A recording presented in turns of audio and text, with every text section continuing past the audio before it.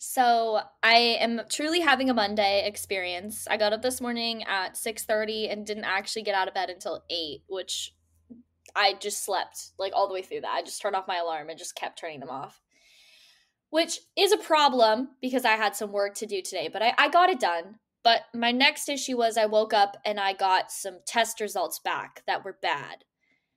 And then on top of that, like minutes later, I have a standing desk. So I reached over to I was sitting at the time. The standing desk will come in later. I reached over and grabbed my hydro flask, which was on my desk. And the way that my desk is set up, I have my laptop, then I have another screen that's connected to my laptop. And I had my phone in between my laptop and my hydro flask. And I reach over and the cap isn't on. And it just goes everywhere. Screen, extra screen, phone, on my pants, on my shirt, on my slippers that I'm wearing, everywhere. So I had a very Monday. It was a Monday. I now understand why Garfield eats so much lasagna. What an anti-capitalist king. Like, this isn't a fully formed thought, but like, I'm a big proponent of the 4-day work week, and I think the work week should start on Tuesday. Like, some people think it should be Friday to Sunday, but like, mentally it just feels better when you cruise into work and it's a Tuesday. You know what I'm saying? No, I totally understand that, but I feel like at that point, like if that was the regular way of doing things, that'd be great, but I feel like that would just make it the new Monday. In theory. But so far, we don't have any comic strips where Marmaduke is like, oh man, Tuesdays, what a drag. So culturally, it's going to take us some time to catch up.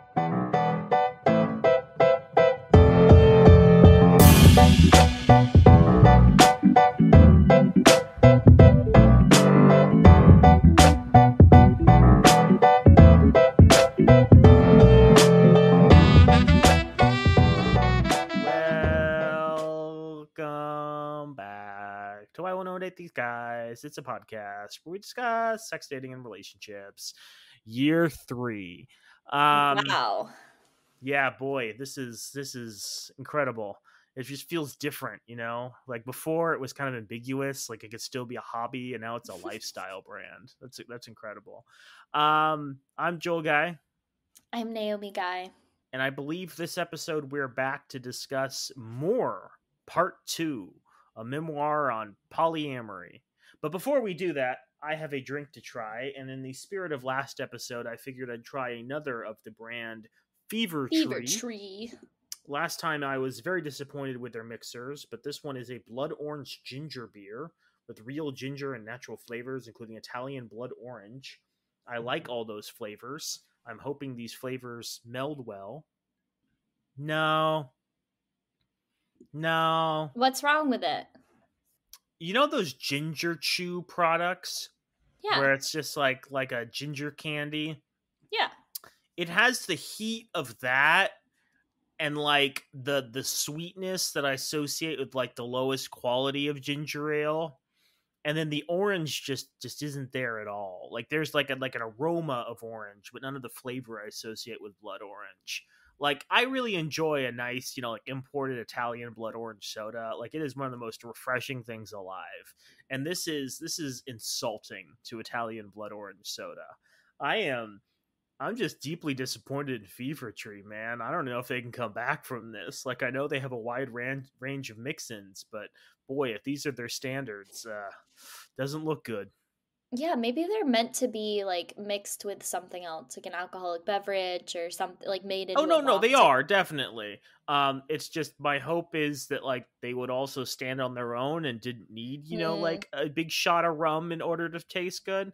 Listen, Yeah. Naomi, we've already gone after certain people like Myron Gaines and Dr. Phil, and maybe this is the year we go after specific brands. We're just like step the fuck up, Fever Tree. It's Damn. a couple of years ago, the CEO of Little Caesars actually got, I think, a letter from someone who was like, "Your pizza is absolutely garbage," and he went and tried a pizza and was like, "Oh my god, this is garbage!" And so he launched this like menu revamp. Like, I'm not going to pretend Little Caesars is groundbreaking, but like it's better than it was, and that's partially because sometimes people are just like, "Yeah, maybe we have cut corners too much." There is a limit to how much cardboard you can feed people. Yeah, but the whole point of Little Caesars is that you're getting a shitty pizza. Like, you're not going to Little Caesars to be like, oh my god, like, let's eat something gourmet. Like, you're going to Little Caesars to have a shitty pizza and move on with your life. I think you go to Little Caesars to get a cheap pizza. The fact it's shitty is tangential to that. No one's like, "Oh man, it'll be good for dinner." Shit, you know what I'm saying? Sometimes Speaking you just of, crave it.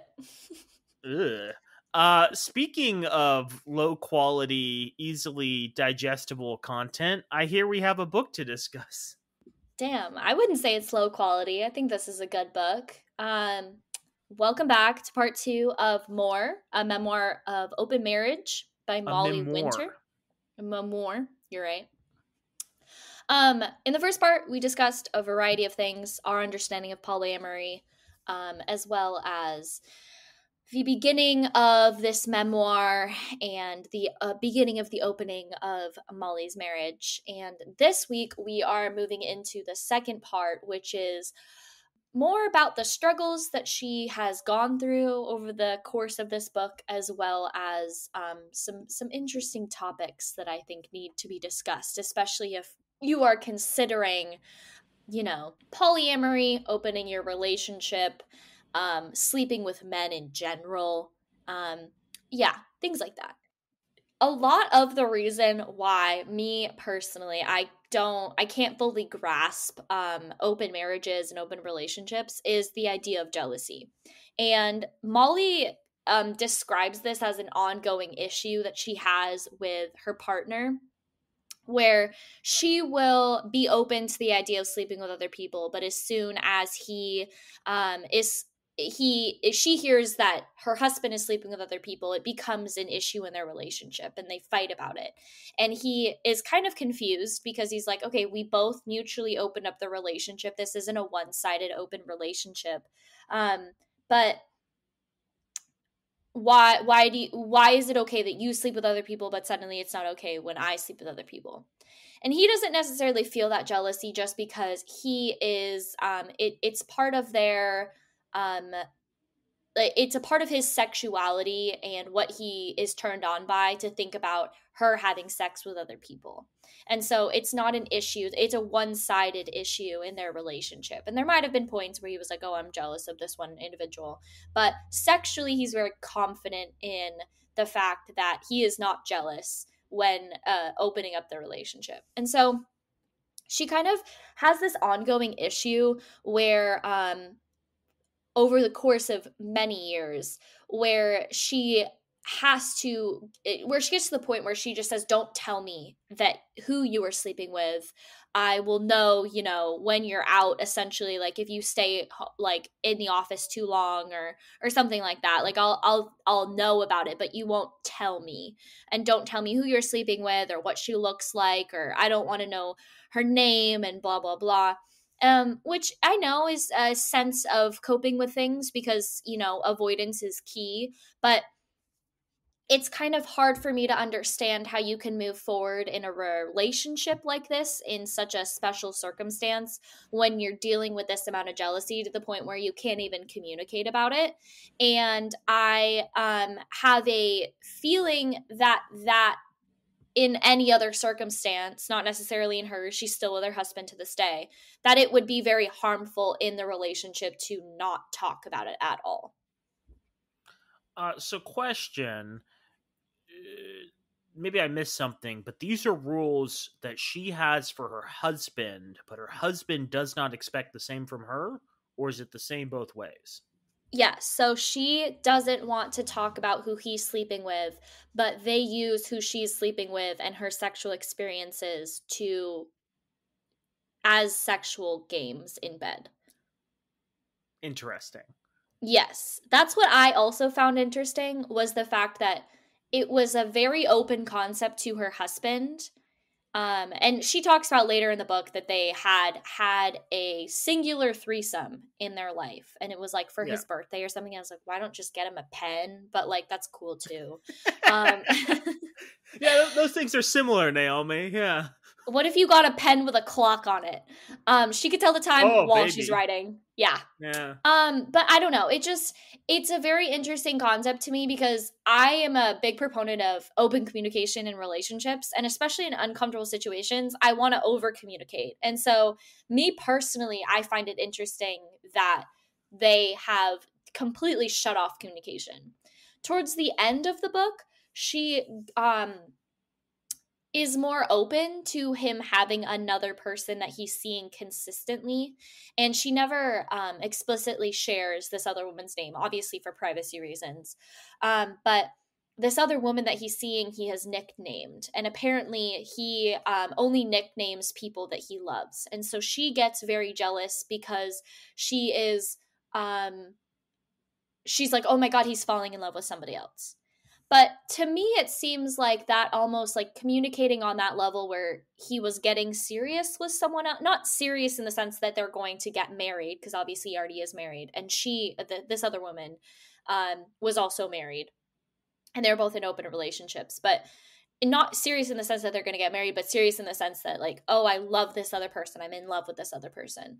So that was interesting that she only became more comfortable with it because she found that, this other person was fulfilling her husband's needs in ways that she couldn't. But it took a very long time for her to get there. And even then, it seems like he was only able to communicate about this other one person. He wasn't able to communicate about the, 6, 12, however many people he was, messing around with sexually on the side of that. It was only he could only communicate about the people that he was in another relationship with. Yeah, like I understand people can have weird mental like constructs about sex and sexuality, but it's interesting to me that like the dividing line seemed to be when her husband gave someone a nickname, she felt as though he was getting something that she couldn't offer. When like kind of by definition, if he's actively seeking out other women, they're giving him something she can't offer. Right? Like, I'm not saying these women are better at sex. I'm not saying these women do different sexual acts. I mean, they could even be, older or less attractive than, she was. It's kind of just a sometimes people want to feel good about themselves as like sexual conquerors, and the fact that they were able to get other women to have sex with them improve their self-esteem. So like it's weird that like the dividing line was, oh, I've had sex multiple times with one person, so many times I've decided to give this person a nickname. And she was like I don't think that was the only thing. I think a part of it was one night she was having a panic attack after she had a bad experience with someone else that she was on a date with. And they had made a rule later on in their open relationship, after they'd actually talked about their open relationship, that they were going to turn off their phones when they were with other people, and they were just going to give their attention to these other people. But he had made sure that she still knew that she was the primary, because she called him and said, I need you to come home. And he, came home and like left the date that he was on with this other woman. And she was like, I'm so sorry, like tell this other woman that I'm sorry. And he's like, no, she understands, like she's also in an open relationship, she has kids, like she knows what we're going through in this situation. So it was definitely more of like, okay, she knows exactly what I'm going through. There's a level of empathy there. You know what I mean? So there's several parts of this. I guess I wasn't as yeah, I don't yeah, know. Like we talked about this kind of in part 1, but like I'm going back to this thought that like really what this woman might have needed or benefited from is like a World of Warcraft account. Some kind of hobby that could consume her time, allow her to role play, allow her to live out like her fantasies and ideas. Or I don't know, if you want to be more adult, like a Second Life account. I think that's the one that has like virtual sex, and there's like whole kink communities that are surrounding that. Sims. Yeah, yeah. I mean, I'm not saying that like her experiences could necessarily be replicated in these forms. But yeah, it's just some of the things she jumped to immediately rather than, picking up crocheting is fascinating. Yeah, I think it's interesting, especially based off of the rules that she has at the beginning of the book, and then how she reflects back on those original rules at the end of the book. So she talks a lot about, the list of rules that they have is don't date an ex, don't date anyone in the neighborhood, don't date anyone too far away, don't date someone you work with, no falling in love, only go out on a date on a night when I also go on out on a date. No going to anyone's house, no daytime dates, no sleeping over, no dating anyone you even might fall in love with, no playing chess or seeing movies with anyone else. Those are our things. Don't date anyone too young. Don't show me pictures of her for a year. Tell me a little bit, but not too much. I'm serious, no falling in love. Only tell me the bad things. Don't text me right after a date because I'll be worried you're still thinking about her. Never mind, do text me so I know you're thinking about me. And remember, absolutely no falling in love. And Joel is cringing so hard right now. I thought the same thing. I was like, if you have so many rules, why are you opening up your relationship? Okay, once again, I need to reiterate, I am not inherently opposed to polyamory. That just seems like the worst possible implementation of it. And Yeah. I keep defaulting to either this being like a kinky sex thing where like they get off on these like dom sub roles of like, I get to decide, whether or not you sleep with that person and you can't tell me anything and whatever. But Yeah. then also it's like neither of them actually wanted to open this relationship, and these are the rules they came up with afterwards in order to create this like semi-coherent healthy situation.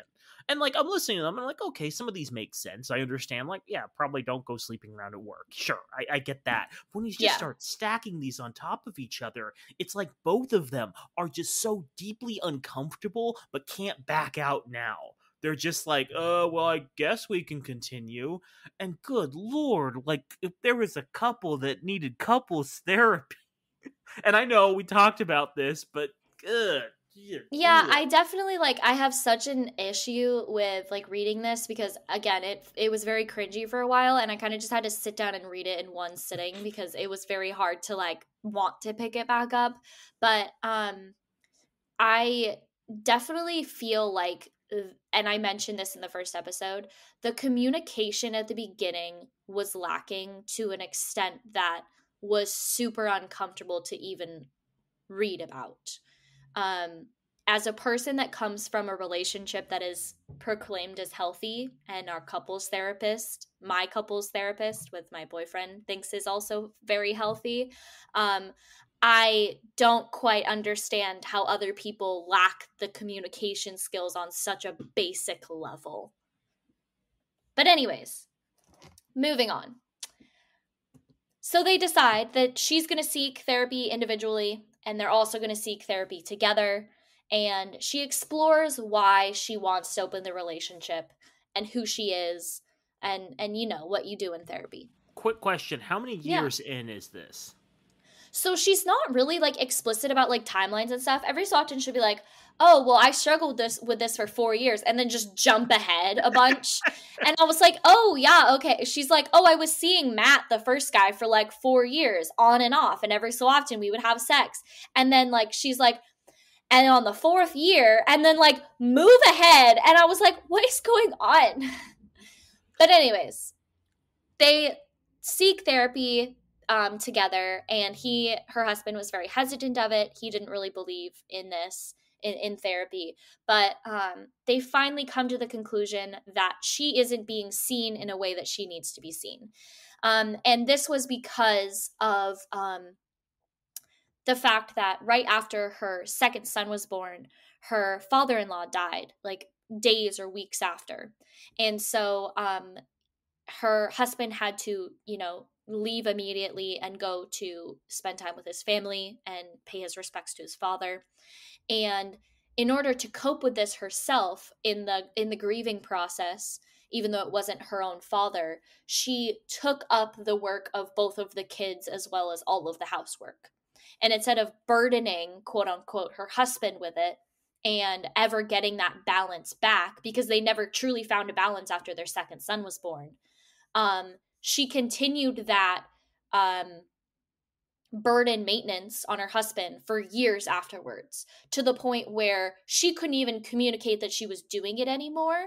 And she knew that something was wrong and that they needed to rebalance, but she didn't know how to.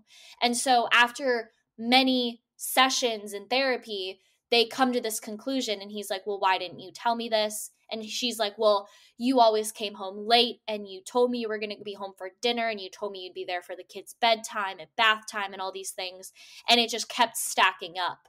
And I never felt like you were ever going to put in that effort that I needed for you to be that partner that I needed. But originally I was doing it to help you, but it ended up hurting myself. And so I thought that was a great like therapy experience, because they came to that conclusion and they decided that this was something that they needed to rebalance the scales on. And they talked a lot about their sexual life and things like that. And through a lot of these sessions, it's very emotional. It's tolling on both of them. And it's interesting for me to like hear about these sessions, because it always seems like they have a really good regroup session, which I think is a really strong aspect of any relationship. Like after you fight, you need to have, that either physical connection or emotional connection to make sure that, you have not rebonded, but you're bonding again. You're making sure that everything's okay. And so a lot of people do this with, makeup sex or something along those lines, or a great conversation, or, making your partner tea or cuddling with them or something. But it always seems like after these therapy sessions, they have a good reconnect where they get together and they're like, okay, everything's going to be okay. We talked about it. We can discuss this further later. Even if they're like going back to work, they're running off in their separate directions. They always have, it seems like, a good point where they say, okay, we're good, we're solid, we are still together as a couple, this isn't going to break us, and they move on, which I think was the thing that kept them together for so long, is that they always had a really good regroup session after these big fights that they had. I still can't shake that feeling from last time, where it's like this memoir is an attempt to like clean up the dirtiest aspects and like recontextualize their story in a way that doesn't make her or her husband, mostly her, out to be like a bad person. Because if I'm following you correctly, the logic seems to be I was feeling overworked and underappreciated as a housewife, so I had sex with someone without telling you. And that just seems like cheating with extra steps. And like, So fair. Yeah. yeah.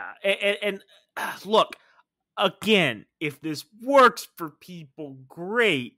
But like, you could ask about getting a maid, maybe. But like, I'm not saying everyone has the tools to like discuss this, whether like either to talk about this with their partner, because this seems like a very difficult conversation, being like, hey, you've dropped the ball, I need you to like pick up the slack, I'm feeling overworked, I'm feeling overwhelmed, I'm feeling like I don't have an identity. And it's totally possible like she herself did not understand this. I get that. But again, the idea that she jumps from I feel unappreciated to I'm going to go behind my husband's back, just divorce people. Oh, golly. As No. someone who's been doing, dare I say, 3 years of dating commentary, I think I know a thing Ooh, or two. Yeah. dang, throw that in the mix. No, I definitely I understand your perspective. I think it's also very hard because, like I mentioned, the jumps in the timeline are like affecting the point of view that we have, as well as, we don't hear everything that's going on at home. It's not like a And documentary. that is fascinating to me. Like, I have not read a lot of memoirs, but the ones I have are pretty good about like establishing a chronology, right? Like, you either want to be like, hey, this event happened roughly around this real world historical thing, and you can kind of be like, yeah, this real world historical thing impacted me in this way, and the audience is like, oh yeah, the collapse of the Berlin Wall did affect a lot of people in different ways. or you say this event happened and then this event happened and then this event happened. And I think that's kind of what I read most of. What is it, Jeanette McCurdy's I'm Glad My Mom Is Dead Yeah. book in a bookstore, and I was like, okay, it's mostly sequential. There's, I think, a couple flashbacks, but like for the most part it's like very straightforward. So the idea that she's jumping around with narrative again feels like a way of cleaning up her story, right? It's far easier to be like, I, was, the person who was wronged in this situation. If you assume that this happened over a period of several years, when in reality it could have been a couple of weeks from when she felt unappreciated to, going and having sex with this person.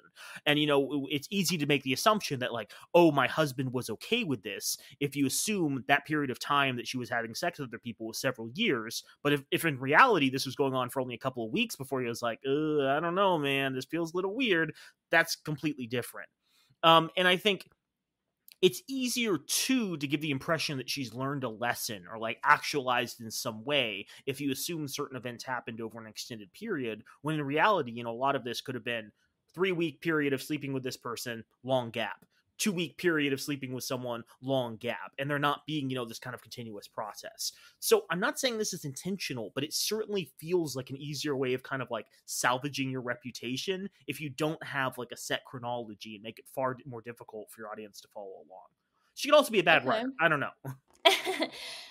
Okay, that's super fair. I didn't think about it like that. But I think that something, and I need to totally change the subject, but she discusses a lot the men that she's like sleeping with, and at the beginning it like to the end Oh, this is it's what I signed up for. Oh man, yeah.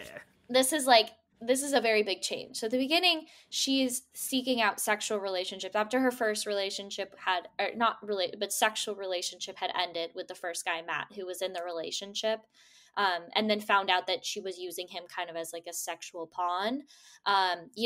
Not the best thing to be doing, but we're moving past that. She starts sleeping with people, like multiple people at the same time, and she does say on multiple occasions that they were getting STD tests on a regular basis, herself and as well as her husband. But she starts sleeping with people, not because she likes them, but because they're her sexual partners. They're nothing more.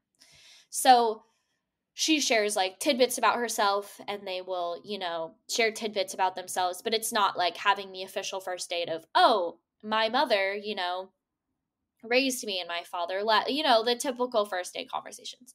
So It's she very literally, funny to me to imagine that all these people are working on their own memoirs at the same time she's working on hers. It's like, yeah, I'm getting out as a bisexual, and my wife doesn't really know about it, but like it's okay, or something like that. In 5 years we're gonna get like their perspective of these relationships. Oh yeah, I met that lady. Boy, we did not get along, but sex, great stuff. God, I hope so. I hope that happens. But anyways, she is finding these sexual partners, and they'll go on what she calls dates, but they're just sexual place, like they're places where they can have sex. So like they'll go to like a bar or something, and they'll have sex in the bathroom, which I'm just like, ew, why would you do that? You're like in your 30s or 40s, like why would you do that? You're safe enough to consistently get STD testing, but not so safe that you aren't willing to have sex in a bar bathroom. Yeah, no, because she talks about like she can't bring them home, and these other people are in, because she talks about how she's one of the early users of Ashley Madison. And so she's Oh having my sex with god. people. Yeah, she's having sex with people that are either in relationships and they don't want their partner to find out, or they are in open. There are also other people in open relationships. She later finds OkCupid, and that's where she finds some more like matches that are more that are better for her. But Does she? Sorry, does she ever use FetLife? no, she doesn't talk about that. Interesting, because like I would need to Google this more, but my understanding is like FetLife is the largest kind of adult directory for like people trying to find other people to like indulge their fetishes with, and I think there is a pretty large like hot wife swapping polyamory group sex contingent of FetLife, and so again, if this was something she and her husband were like Yeah. invested in and felt comfortable with, it'd be interesting that they're not using that. I'm not saying everyone's aware of it, but like if you spend any period of time on the internet, that's a name that's going to come up, and you're going to be like, I wonder if this author pursued it that way. Well, I don't know specifically. Like sounds like this was like written in the early 2000s to mid 2010s.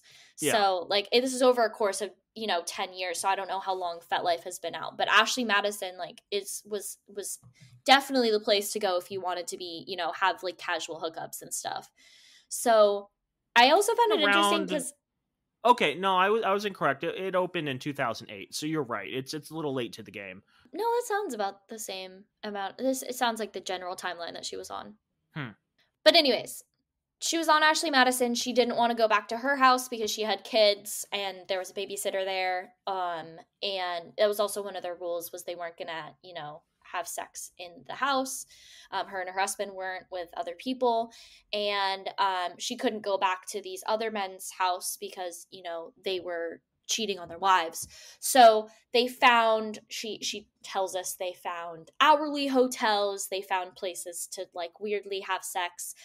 There's this, I don't know if it's still open, but there was this museum slash play sort of situation where you walk into scenes, like you can walk through the Macbeth play.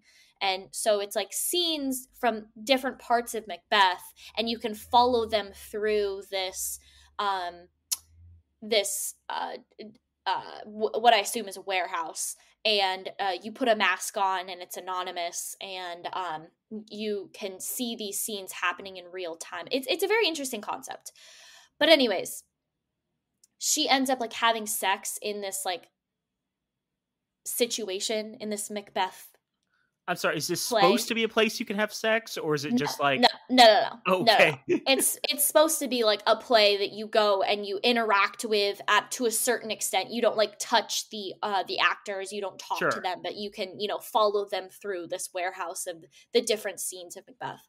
Yeah, it's And difficult, Naomi. You go to these plays and you see the actors with their giant cod pieces, and something just awakens in you, and you're just like, yeah, this is the place to get it on. you see the bloodbath in that one scene, and you're of Macbeth, and you're just like, yeah, that turns me on. There's that one scene in Macbeth where, like, I think it's Macbeth and his. Am I thinking of Macbeth? I'm not thinking of Macbeth. I'm thinking of Hamlet. Never mind. There's a lot of, like, very sexual stuff in all the Shakespeare plays, but the one I'm thinking of is from Hamlet, where Hamlet's talking to the object of his affections, I think Ophelia, and they just have this long, protracted discussion about, like, a sword fight that's happening, but it's not a sword fight. It's about sex.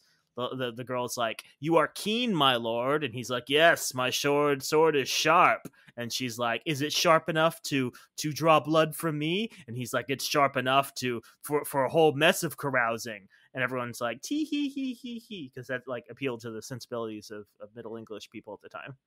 I don't want your sword to draw blood from me. Thanks. It's a Anyways, metaphor. I Sorry. understand what So you're saying. she But does I don't this like really it. weird, gross thing. Yeah, keep going.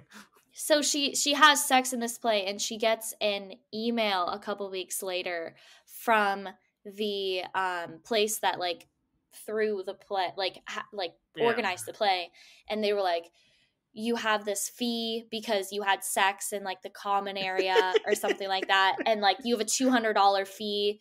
And so she like calls up this guy that she's having sex with, and she's like, you need to help me pay for this, it's $200. And it's not like she's broke, but she's like, we did this together, like I'm not going to be the only one that's like, my card was the one on file, you know what I mean? Yeah. And he's like, I can't do that, like my wife checks my credit card payments, like you're gonna have to pay for it. So she's like miffed by that because he won't even make the effort to like pick up his mistakes. So she's like miffed at that, but continues to have sex with him. And then I'm gonna put a trigger warning at this, so please skip ahead a couple of minutes if you are triggered by anything relating to sexual assault or rape. She then discusses some sexual situations that made me entirely uncomfortable, because to me, as a sexual educator and someone that knows about the basic rules of consent, she was being raped on a regular basis. She talks a lot about how this man would take off condoms without her knowledge because they, he felt better about them having sex without a condom, and that was one of the rules, was that they were gonna have sex with a condom on. She was on birth control, but the main issue was she was having sex with multiple partners. She didn't want to spread any STIs, or she also was she had an issue with urinary tract infections, so that was also an issue. And she talks about that, and then she talks about several occasions where she had very rough sex that she was not consenting to, and with the same partner. And she just chalked it up to him being from Brazil, so that makes it okay, because he's from Brazil, he has a thick accent, so he didn't understand what she was saying or something. I don't want to keep talking about the subject. I want to move on, but that was her first main experience, was having sex with these people that weren't the best people. First of all, were probably the worst people, but also she had no emotional connection to. So she was being very adventurous. She was trying, new things like anal sex, and she was trying different kinks, and she was having sex in fun areas, and she was, getting hourly hotels and, things like that.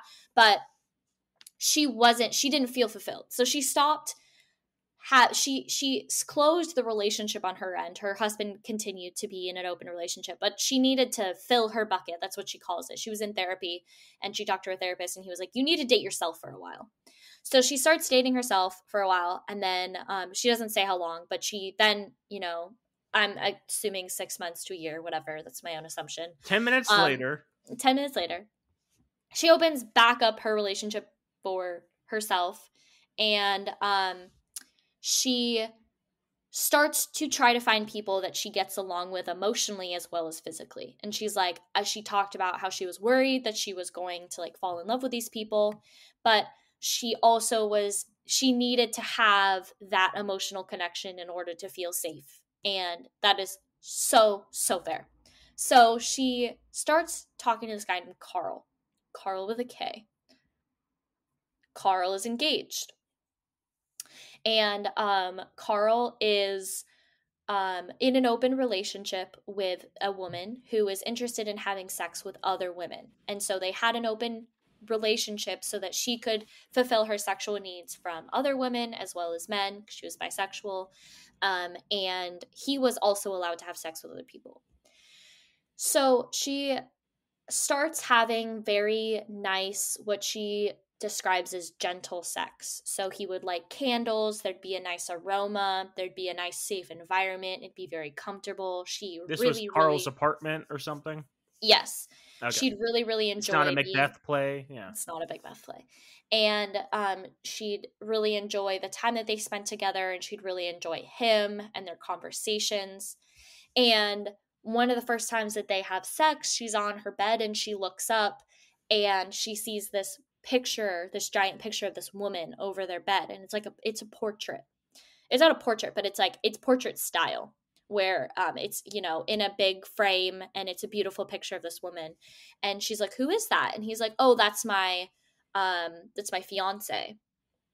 And so it's a very sexual picture, if that makes sense. Nothing's explicitly showing, but she's in a provocative outfit, in a provocative pose.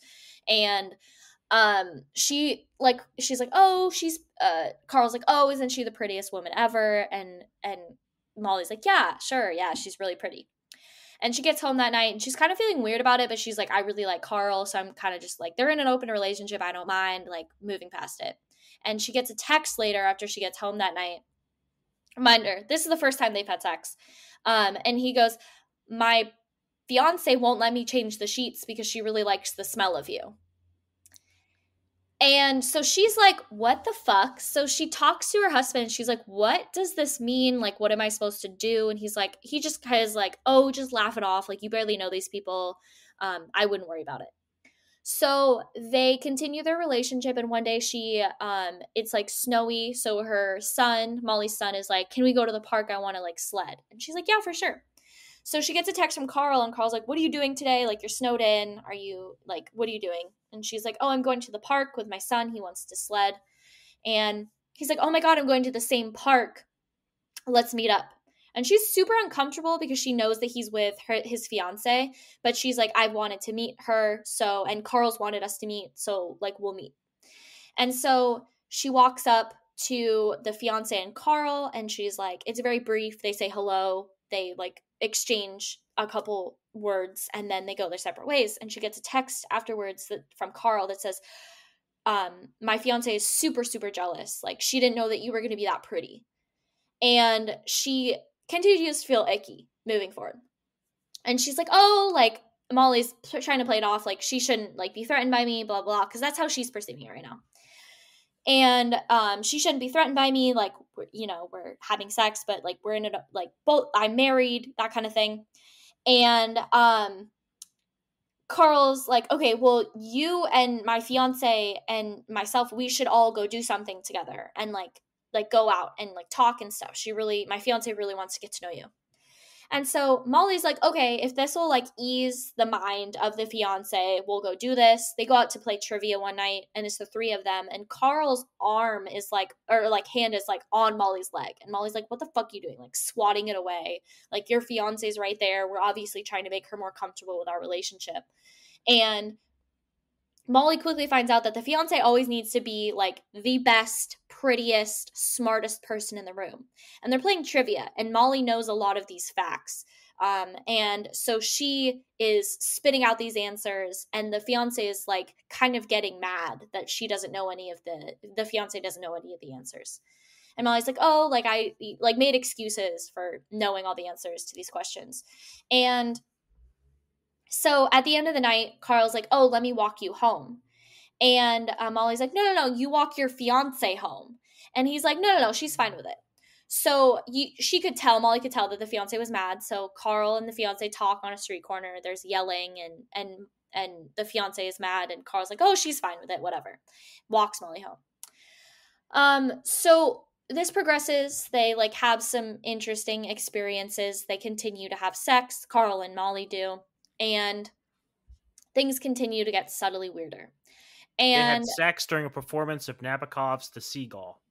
true story. Was that And Chekhov? I don't remember. Carl then one day is like, hey, my fiance finds you extremely attractive and would like to have a threesome.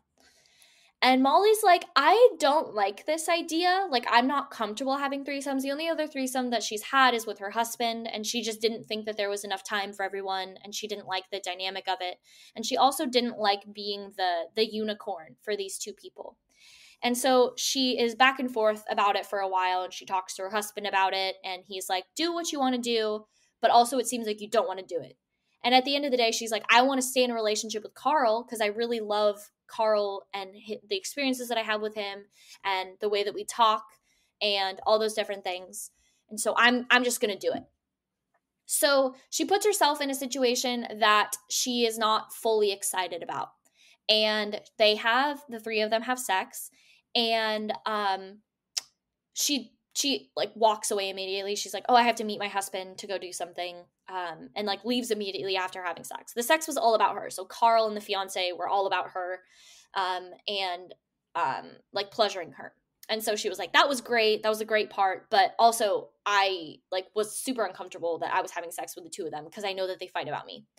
So Carl then reaches out to her a couple days later and is like, hey, so my fiance really liked that when we all had sex, and she would like to continue to do that.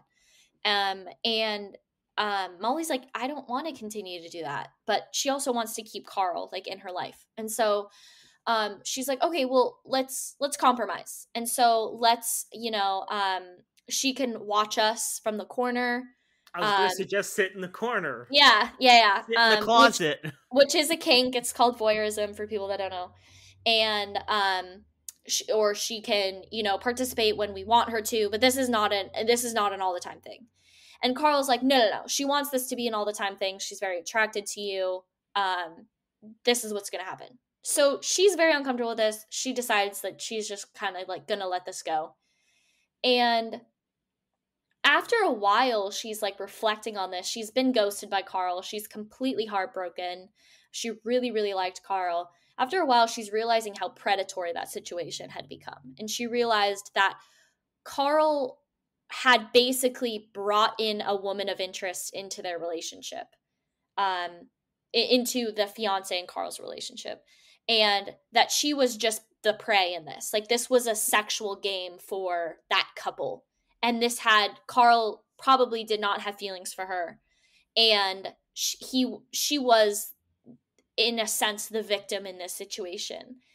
And it was a very interesting realization, because to me, when I think about polyamory, I think about, okay, you're opening up your marriage, or let me be more specific. When I think about ethical non monogamy, I think you're opening up your marriage to have consenting sex between two consenting adults, and that's the end of it. There's no more games, there's no more heartbreak, there's no more, typical young dating sort of things that are going on. And I didn't even think that there would be these situations where there'd be predatory things going on. And so that was just this entire part of the book. I'm just so miffed over that this is something that goes on in the E&M community. I want to like put a little note in here because I brought up FetLife earlier, and there's something I was thinking about, and I did confirm it. One of the reasons people use FetLife is because there are ways you can track people in the community who are abusive, right? So like if you want to be involved in the community, you need to spend a lot of time kind of building up your persona and being like portrayed as like a decent person, like interacting with forum posts and interacting with topics and having like a profile that's more than a few days old, et cetera, et cetera. And though FetLife doesn't explicitly allow this, there are programs, there are extensions through GitHub that allow people to anonymously report people that they think are abusive. So if you install that extension, you can log on to FetLife and scroll through profiles, and it'll tell you, hey, couple of months ago, someone wrote this comment that was like, hey, I had this like really awkward, inappropriate encounter with someone who didn't respect my boundaries. And it's a way of flagging people in the community who are abusers to prevent them from repeatedly getting away from that behavior. So that's just a heads up to people who are interested in, pursuing kinks and fetishes and whatnot. There are, I'm not going to say perfectly safe, but relatively safe ways of indulging in these things, and tools to allow the community to close ranks and prevent abusers from spreading and continuing to wreak havoc. Okay. Yeah, I think that's a great way of doing things. I wish they did that on dating apps. Oh my gosh. Okay, so I kind of want to move into the conclusion of this book. She obviously, they're going through all these different experiences like you would in regular dating. She figures out her own relationship boundaries when it comes to dating other people, and I kind of have like through her experiences. And then she kind of falls into this new question of, can there be love in these relationships? And I kind of talked about this. I brushed about on this in the first episode, where she talks about how her mother had explained it as there's always more love. And she kind of equated this to when she had her second son, where there was just an abundance of love for both kids, and she could love them equally. And there was no issue with that. And she didn't know how originally she was going to love both kids, but she ended up doing it because that's just how her heart worked. So she starts, after Carl, she starts dating this new guy, and he is in a E&M relationship, an ethical non-monogamous relationship with his wife as well. And he doesn't seem very happy to be in this relationship with his wife. And it feels like he's being forced into this by his wife. It feels like his wife is like looking for someone new before they get divorced. That's how she kind of explains it.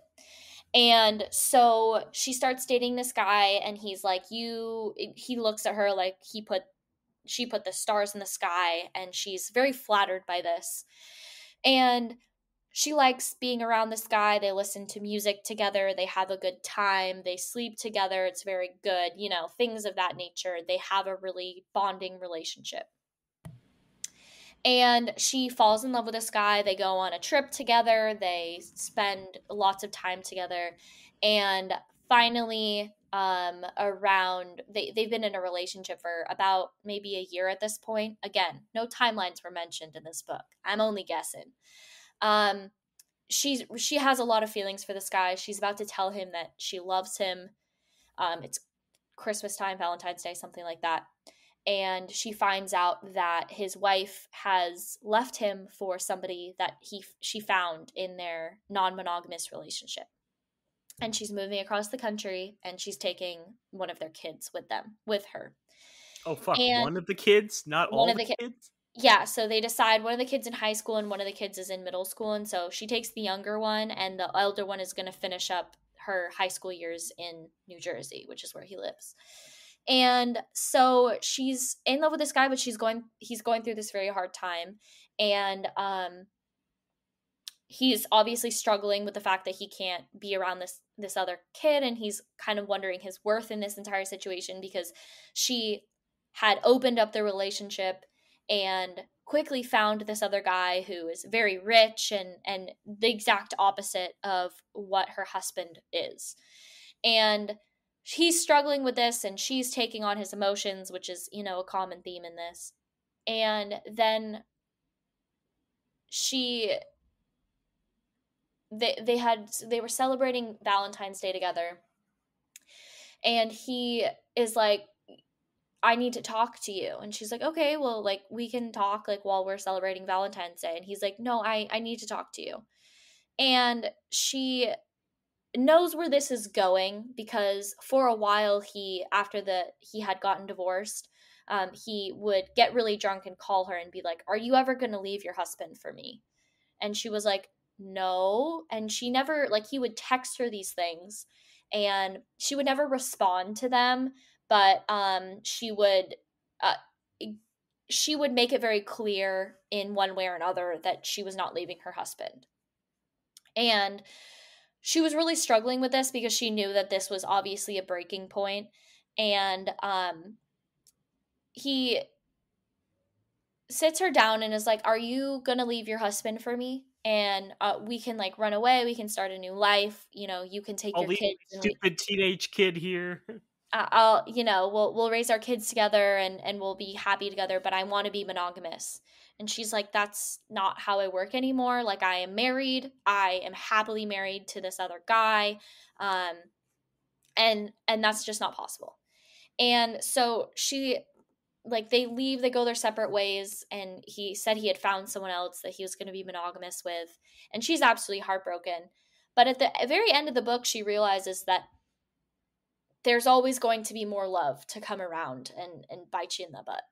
And so she has this, like, realization, but at the same time she's very heartbroken. And so this is a very, like, interesting topic to, think about, because you're in a relationship with somebody else, but you're heartbroken about somebody else, but you also know that more people are coming around the mountain for you.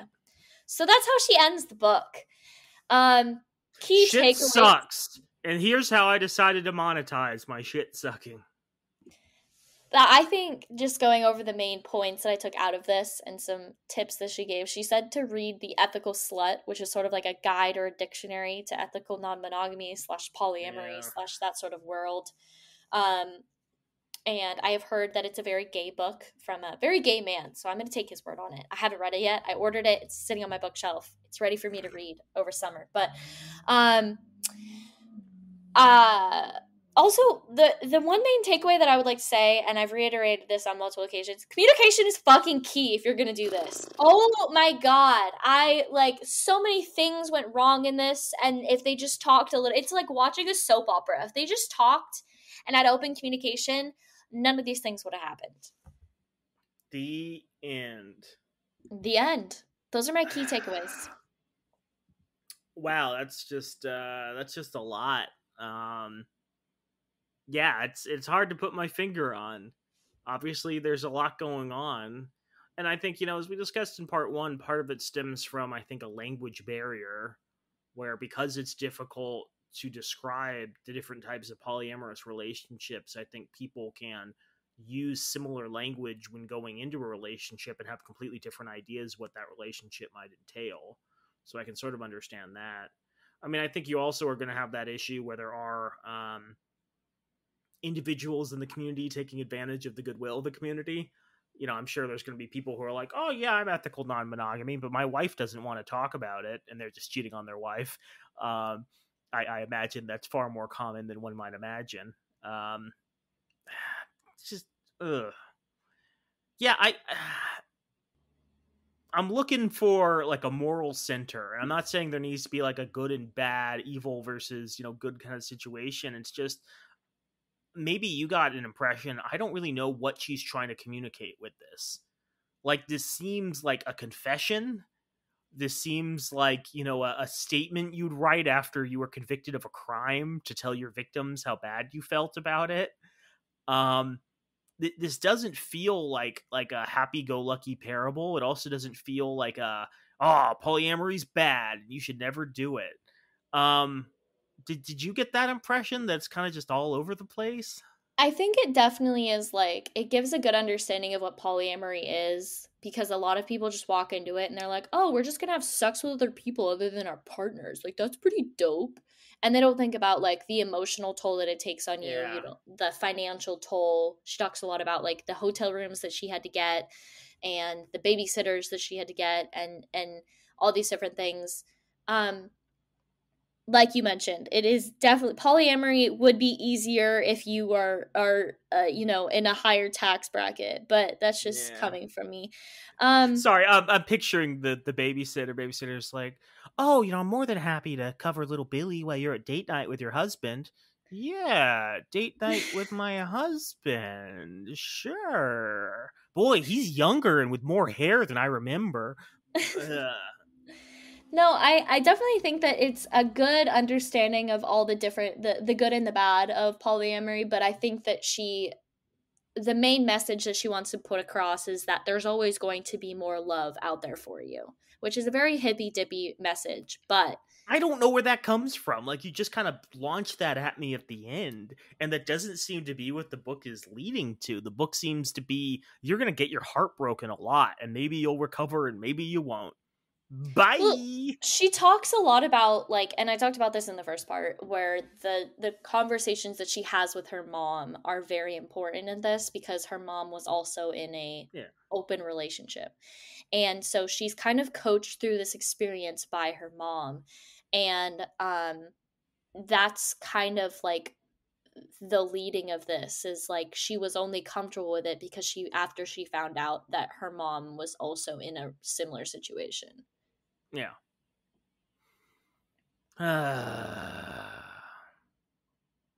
And we've gone through another book. Incredible. Let's do another part of why women deserve less. No, Okay, absolutely not. sorry, I'm gonna cut that out. That sounds very bad in retrospect. It's like, here's why women suck, because of the book you just told me, and I'm backing it. No, let's go read some more Dr. Phil. Dr. Phil, I'm sure, has insights into how to make this marriage rock solid again. After the foundations have crumbled, there's a firm layer you can rebuild upon. That's what Dr. Phil would say, and then he'd like send the kids to like prison camp or whatever. Yeah, and then divorce his wife. Yeah, and then Again. wax his head. Yeah. So it's really painful. Hey, remember when we did like a multi-part episode on Dr. Phil and then Dr. Phil's show got canceled? Yeah, it was. I'm because not of us. saying. Yeah, I don't want to jump to conclusions, but the timeline, people can go check out when our episodes got published and when like his show got not renewed for like 21st season or whatever.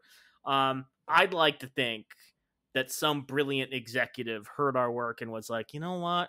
It is time to give that old geezer the boot. Well, listeners, we would like to say that we do have a Patreon. And if you can't subscribe to that because we know that everyone's broke right now, please, if you could, go like us on any streaming platform that you can find us on. That would be great. We'd really appreciate that. And we love you so much, and we hope you have a great week. And I do promise that all of our Patreon funds will go to purchasing theater tickets, the reason for which I will not delve into. Okay, got it. Gotta see if there's any Shakespeare showings in my area. Titus Andronicus, here I come. Ew. Bye!